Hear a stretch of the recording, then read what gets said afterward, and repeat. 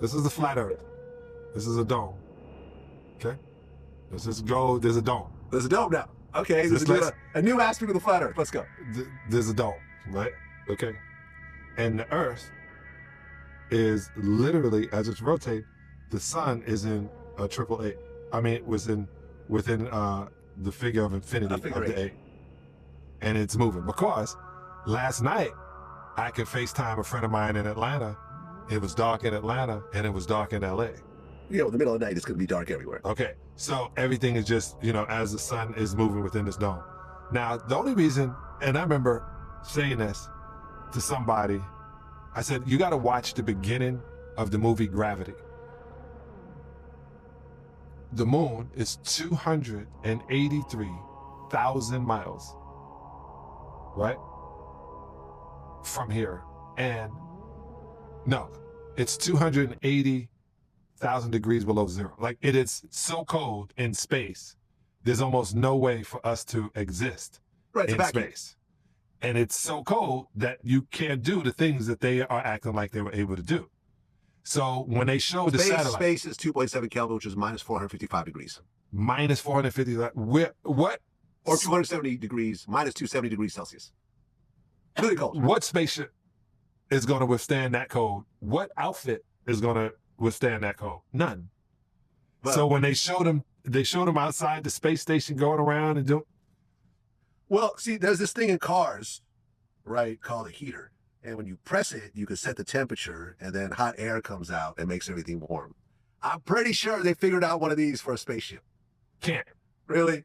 Think about it. Okay. It's that cold. So this little small spaceship on the inside. Okay, let me just say this. It's a heater. Okay, I'm going to say this. You could be in a cold room, you turn on a heater, it gets warm. Do you think they use gas for their planes, for their spaceships? They use fuel, rocket fuel. How? What do you mean how? They use it to get outside of the atmosphere. Yes. Then what? Then there's more fuel. Where? Once you get out of the atmosphere, you don't need a ton of fuel because there's no atmosphere in space, so things just move on their own. So the if you're in space and you take a ball and you throw it, it'll just keep going because there's no atmosphere to throw it to slow it down. So they don't need any fuel. Well, the fuel will speed it up, but you don't need as much fuel in space as you do when there's air and you're actually hitting air molecules and trying to get them out the way as you're trying to get through them. They go to the International Space Center. I'm still going to call it that. Okay? International Space Center. And it's floating in the orbit that goes around the Earth. Correct.